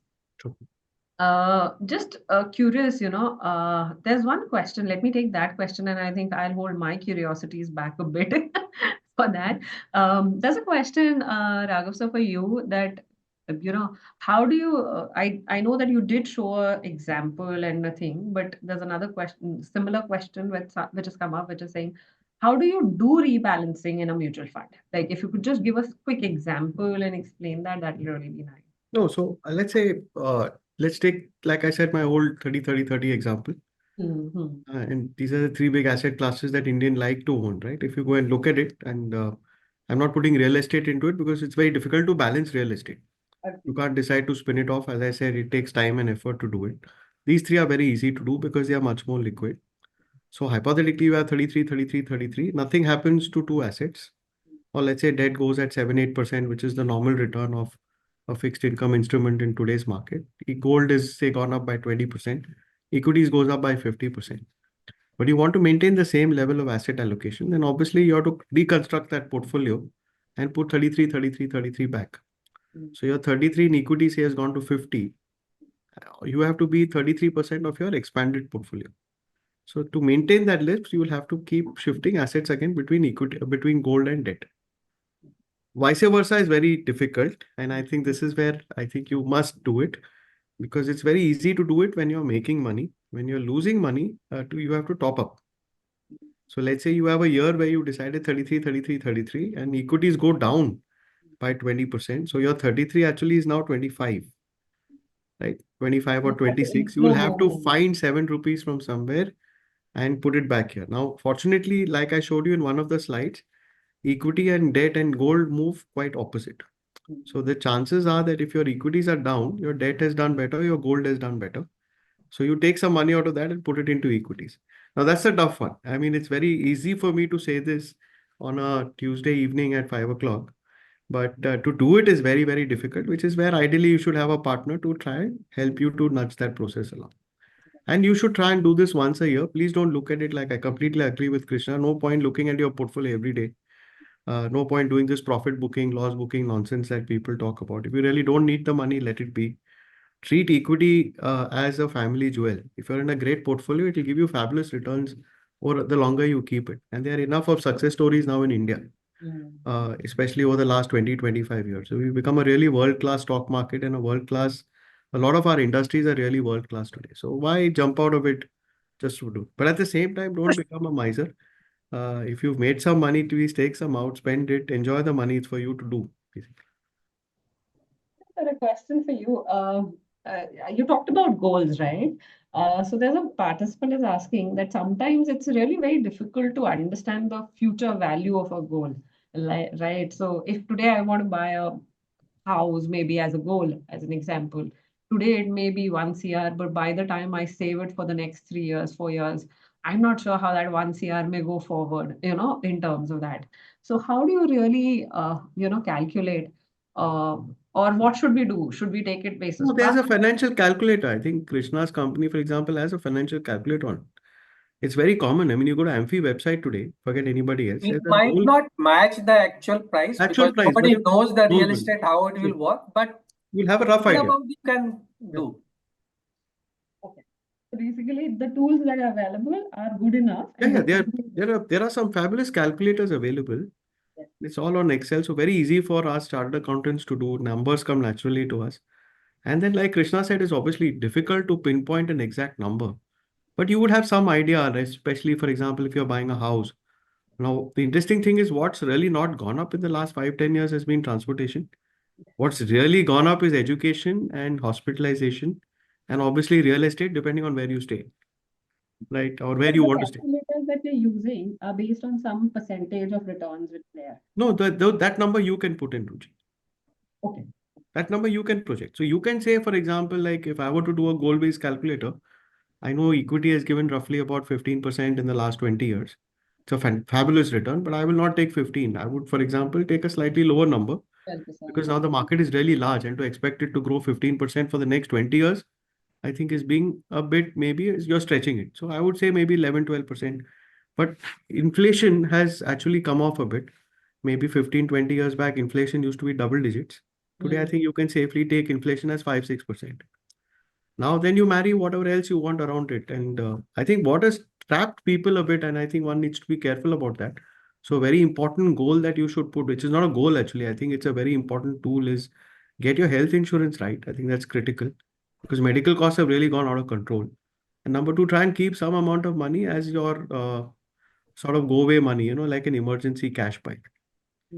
We spoke a lot about this when COVID was happening, but I think over the last 3 years, because people have forgotten COVID, I think we have forgotten that basic rule. So ideally keep 3, 4, 5, 6 months of cash in something which can be readily accessible, right? And obviously that money, whether it's 3 months or 6 months, is your individual need to keep it. And then of course go further and do whatever else you want to do with it. Anything that you'd like to add, Krishna sir, there? No, I think what Raghav mentioned makes a lot of sense to keep money, because in today's environment, it is very unpredictable how much money you will need, say, for health. And it's very costly. A surgery that somebody would have done maybe 5 years back, pre-COVID, would cost you 3 or 4 times now, at least, maybe more. So those assumptions have changed a lot. So a 5 lakh rupee health insurance maybe 10 years back was so much, huge. Not anymore. Now even 25, 30 lakhs may you might fall short. The kind of diseases and the kind of cost for medical has gone up. So we need to be mindful about that and keeping some fund readily available for your short-term whatever requirement that can come up, and it can come up any day. I think the next question I'd have is around digitalization. So we've seen digitalization happening across in a lot of things, right? A lot of, and I did touch upon this point earlier also, sir. We haven't seen too much of a digitalization from an investor perspective in the mutual fund units, I would say. We are still open to having physical, funds to be maintained. It's not a requirement that you should only have it in a digital format. So do we see that change happening over the years, a push, or is that, because of the length and breadth of the country that we are No, and no, the no, nature of... Ruchi, I have a slightly different data point. So Okay, sorry. I think, see, mutual funds are actually digital by inception because we don't give you share certificates. Open-ended mutual funds just give you an account statement Right, with right. your So units in on it. that sense, sorry, Raga. Right? That's number one. Yeah. Number two, the process of investment used to be very physical. I'm sure you recollect your UTI days. I was in ICICI Prudential in those days when I started. There'd be a 4-page application form, PAN card application, blah, blah, blah. There'll be 10 pieces of paper. That whole thing has become digital now. And the challenge was convincing my partners to use the entire process because people are yet used to signing checks, forms, etc. I think what the whole government initiatives around digitization has done is that now practically 9 people out of 10 are actually digital now already. And all the communication, if you see, has become pretty much digital. So, fact sheets, you used to print a lot of these portfolio reports, everything, nobody asks us anymore. So even when I come to make a presentation to investors, people say, just can you share the soft copy with me? We don't want those printouts and all that stuff anymore. Of course, there are a set of people who like to read. Reading is a natural habit to me. I also like to read paper. But yeah, if I have to store something, I don't have to store those things anymore. Now, I think given that we have only 5 crore investors in the entire mutual fund industry, I don't think we are in a position to command how the investor should put money. So the option is obviously there to put money through digital mode. But today, more than 90% of the applications, including new investors, actually comes online, Ruchi. I agree with that. So And my that point number is like, huge number, because I think if you compare with the last 5 years also, Yes, that improvement is a lot of improvement. massive improvement. Yes. I agree I with think that. this happened. My point here was on the fact that if I have, maybe a debt mutual fund and with, say, example, Kotak, another one that I have an equity fund, which is with Mirai Asset as an example. I have a multi-asset fund with maybe 361 as an example. So I have all of them in different, fact sheets that I have. So, Not like my Demat account that I have 10 shares and I can see them across in one go. But there are options What I there mean. are actually. options. There are options, There Ruchi. are So, options. You go to MF Central, you can use NSDL, NSDL is there. Yes. and yeah, NSDL cash is coming every quarter anyways, but you can see all your portfolio at one So sorry, place. I mean, for the benefit of our viewers, I think there's something called a common account statement, which actually takes into And account all your equity, all your debt, all your government. In fact, there's a proposal to even move insurance there and also your NPS. And it's actually worked very well in the last 5 years because it's completely linked to Aadhaar, PAN, so everything comes out. Something like what's happened to our income tax statement today, 26 AS. This is, let's say, the 26 AS of your investment world. A few things are missing, Ruchi. What is obviously missing is even today's insurance policy, which have not been dematted. Any other investments, like, we run a very large alternate assets franchising. Regulator has just mandated that those units have to be compulsorily dematted now. But the older assets, obviously, we'll have to get them dematted. So they will not come. But once you get it dematted or, sort of digitized, as you said, I think you get a one view statement of everything. Okay, so the CAMS thing is, I think, for the participants, an important information. Yes, yes. Cash is very, very useful. You can get it done. It's actually quite good. In fact, I have discovered investments which I had frankly forgotten. But because of my PAN Aadhaar, it's actually come in there, frankly. I think you brought a very good point about alternate investments, AIFs that we're talking about, that the mutual fund industry is really kind of going to the next level, or maybe InvITs and various other types. Anything that you'd like to touch upon that for our viewers? Because we've talked about very the primitive mutual funds in this because we wanted to keep it quite common. But I think just as an additional item, do we want to touch upon? 361 runs possibly the largest private equity franchise in the country today.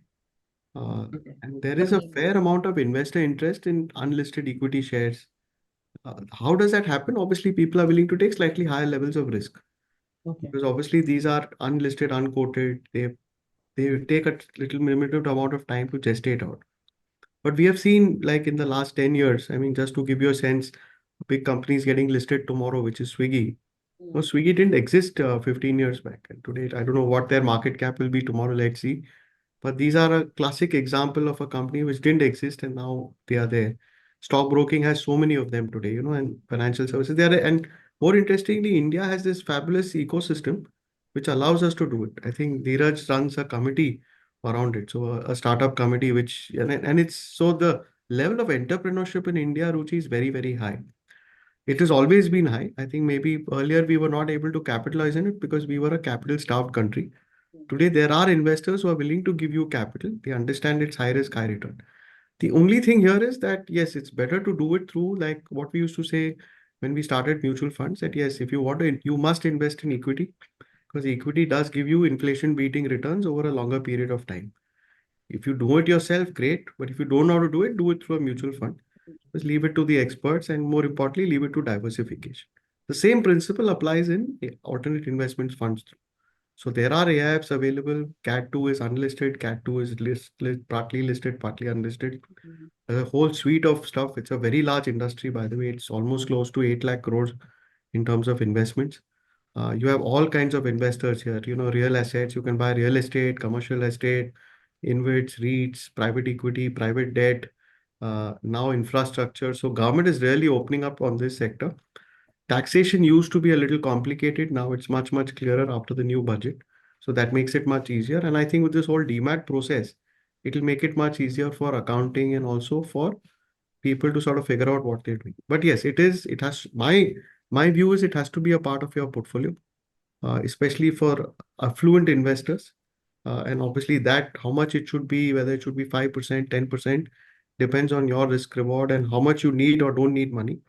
But private equity should be a part of your life, in my opinion, of any large investor. That means anybody who's got a reasonably sizable equity portfolio. One other method of diversification is to look at private equity today, because there are some very good opportunities coming there, and there the discovery element is also very, very high. Krishna sir, your views? Well, I think Raghav has covered this beautifully. Depending on the risk, you can look at the AIFs, and because of AIFs, see now a retail investor also is getting into venture or a private space, right? 10 years back, somebody like me never would have thought that I can invest into unlisted startup, right? Because there are very few sharks who can get entry with a small ticket. Otherwise, you need huge amount to invest into those startups. Now through AIF, we have venture funds, you have private equity, you have debt also on AIF. So many type of funds and regulated. Most importantly, it is now regulated space and gives you that comfort that things are moving in the right direction. So you can take a bet if you have enough fund, and but obviously your horizon should be little more. So actually, another question just cropped up because seeing the market conditions, and I would say global economic conditions, I would say, especially things like happening around like the war in various segments that we've seen earlier, the Russia war, then now with the Middle East thing, disbalance that's happening. The positive part being Trump winning the US elections being having a major impact. How do you think those are the things that an investor should see while he's looking at a mutual fund investor, or he should just be more concerned if it is an international fund that he's invested in? Or does that have an impact? Yeah, sure, sir. You can go first. A typical mutual fund investor, if we talk about, should shut down their eyes from all these things. Okay. It doesn't make any impact. It really does not make any impact. See, please understand, there are news channels, 24 hours it runs. 15 years back, there used to be Doordarshan, half an hour news in one day. The same news he has to, or she has to, present full day. 24 hours now. So what do? We have to say something, cover something. And this is what is happening. So it is not needed. Just because somebody is showing something, I need to see, no. I am a mutual fund investor. Why do I come to mutual fund? Because I don't understand the market. If I don't understand the market, why I'm trying to listen to the stories and try to then time the market? Just keep investing in mutual fund and have sleep, good sleep. I think Raghav will add some good points here. It's an interesting question, Ruchi, because where I sit today, over the last 1 week, we've had a lot of experts who've come and talked to us about what will happen and what will not happen. And many of them are actually also speculating. And I have a simple question that I go back, and this is not Trump's first time he's won, right? He won earlier in 2016 also, right? And if you go back and see in 2016, all the things that were said at that time, hardly 10% of them actually happened in the next 4 years. Right. Same thing happened with Biden also. When Biden came in 2020, same thing people said, yeah, ho jayega, wo ho jayega, this will happen. Nothing else. It just sort of got work. So I agree with it's great. It's great information. It's great cocktail conversation. It's great to chat with you about it. We can spend the next half an hour discussing this, but frankly, it has very limited impact on your portfolio. I think if you are anyway entrusted your money to an expert, let that person lose some sleep over it. You do something else more constructive with your life. We are but in a very peculiar state because we are in a dichotomy, right? On one side, Trump is a pro capitalist. He will cut taxes. But at the other side, you have a reasonably high level of what we call the US deficit. Now, obviously, when you cut taxes, your interest rates go up, which has already happened since Trump's victory. The US interest rate, which is actually a great barometer for interest rates in the world, has actually gone up. But the central bank in the US is actually cutting rates because inflation is coming down. So I think my guess is over the next 180 days, a lot of things will emerge right now, but it's just too early to speculate. Anyway, he doesn't get in till Jan 20th. That people seem to have forgotten. Biden is yet the president till Jan 19. Jan 20th, he comes in, and after that, he will do what he has to do. People said, why do you think the markets went up so much? Because if you remember, the commentary before the election was largely that it will be a very, very tough election to predict.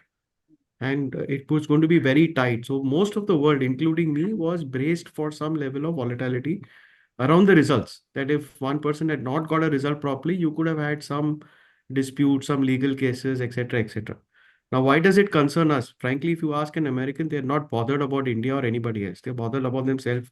So many people ask me the same question. Why are we bothered? We are bothered, unfortunately, because the US is the reserve currency of the world, the US dollar. So whatever happens there, in some sense, indirectly affects us, right? Either in any format. And when the result came, it was quite a surprise that he won very decisively, right? And the way things are going, he's going to have control over the legislature and obviously the presidency, which has not happened since 2016. I think 2012, sorry, since Barack Obama's time. So now what that will emerge, God only knows. And as I So we said, we can both, watch. the three of us can have a lovely conversation around it, but it has, I won't say has zero economic impact, but I don't think it is anything that any a normal viewer like you and me can do anything about. So unless you're a very large industrial magnate and you have like a huge export business and American companies are your top 50 customers, yes, you need to take a call. In fact, most places, like I have a lot of good friends who are very senior shots in the US, they themselves are not sure what's happening. So they're also waiting and watching. Everybody's waiting. So, and human beings, especially Indians, are extremely adaptive. I mean, that's the reason we went from fixed line telephony to the largest mobile population in the world in something like 12 years, right? I mean, 15 years back, we were all waiting for for a landline for 2 months and 6 months. Today, now practically everybody has a advanced mobile phone, not a chotu one, a proper phone, right? So I think that's the beauty of India. And on that note, Ruchi, can I sign off if that's okay? Because One last question. I think we are all signing off the program. We've actually taken too much time, and I think we're over. So just one last question that we have from one of the participants. It says that we know that over the last 10, 20 years, gold has given an average annual return of around 9 to 10%, which is more than the FD return. So is it right to say that should we invest more in gold when compared with FD for a time horizon of 5 years? Is that a right thing to say? Your views, both your views, and then we just close off. I think gold is another consumption asset. It's a store of value. Hmm. Whenever things are not clear in the world, gold tends to do well. Uh, Indians are huge consumers of gold. I wish they consume a little less and put some more money into our capital markets. India will become a much better place to live in, forget anything else. But yeah, I think some amount of gold allocation always helps. Taxation for gold is now much better compared to FD. So that would be a primary reason I would put money in gold today. Because if you hold on to a gold fund, for example, a gold ETF, you hold it for 2 years, Ruchi, you pay only 12.5% tax plus surcharge as compared to say a normal FD where you would be paying whatever is your tax Right. rate. So that is one important criteria. Number two, it is diversification. I showed you in my slide, whenever equity markets do badly, gold tends to do well. So obviously from an asset allocation perspective, little bit of money can be kept there. Uh, but yeah, it is a pain to hold physical gold because you're always worried about pilferage, purity, etc., etc. So maybe buying paper gold is a better idea. Uh, So if you're looking at long term, I think for me it's no gold. Short term, 2 3 years you can take views, which is the case today actually. And like Raghav mentioned, it is better to buy ETF or some other form of gold rather than physical because there is a cost of maintaining that physical gold or chances of buying wrong gold. So it's better to switch to financial side of the gold. Thank you. And I think it was really a great conversation. Great knowledge, I would say. Yes, we did miss RK sir. If you would have been, I'm sure, Yeah, very let interesting. Much more interesting. Yes, definitely. No, actually, that would have helped in terms of taking us the right steps. But I think it's okay. In today's world, a lot of us know the basics around mutual fund. But thanks a lot for your time. I think we've extended you beyond what you guys had committed. So really, thanks a lot. Thank you. And it really is a pleasure to host such a series. And all our participants have really enjoyed, and we had so many questions. Couple of questions were answered as part of your conversation, so we've not taken them here separately. But yes, I enjoyed thoroughly. I really looked at the time only when Raghav said that he had to leave, but otherwise I was not conscious of time. So it was really nice. And really, once again, a thanks to the Institute and the CMIB committee to have such an engaging topic for all of us. So we are here. We can close the session today and great evening to all of you and a good weekdays forward for this week and a happy weekend in advance so that you start Thank you. looking forward for the weekend. Thank you, Ruchi. So You have been a thank you. wonderful Thank you. host and my compliments here. I don't, absolutely wonderful host. Thank you for keeping everybody engaged. Thanks a lot. Thank you. Thanks a lot. Thank you. Thank you. Okay, bye-bye. Thanks. Bye.